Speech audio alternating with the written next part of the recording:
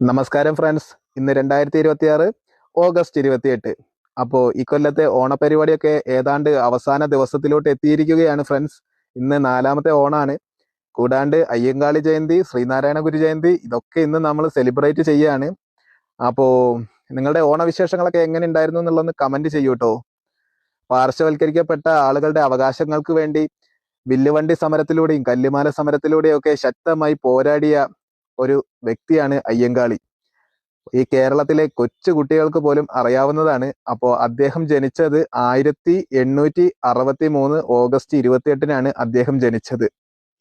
അതുപോലെ തന്നെ ജാതി വ്യവസ്ഥയുടെയും അന്ധവിശ്വാസങ്ങളുടെയും ഒക്കെ ഇരുൾ മൂടി കിടന്ന കേരള സമൂഹത്തിലേക്ക് നവോത്ഥാനത്തിന്റെ വെളിച്ചം വീശിയ ശ്രീനാരായണ ഗുരു 1856 ഓഗസ്റ്റ് 22-ന് തിരുവനന്തപുരം ജില്ലയിലെ ചെമ്പഴന്തിയിലാണ് ജനിച്ചതെങ്കിലും നമ്മൾക്കറിയാം ചിങ്ങമാസത്തിലെ ചതയം നാളിനാണ് അദ്ദേഹത്തിന്റെ ജന്മദിനം നമ്മൾ ആഘോഷിക്കുന്നത്.